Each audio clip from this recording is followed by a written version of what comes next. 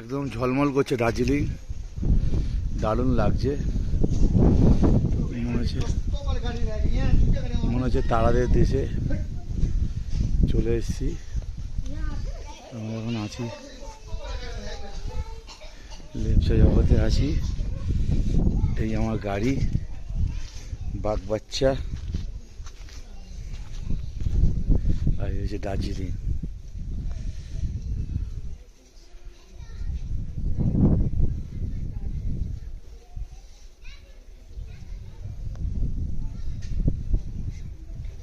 দারুণ লাগছে।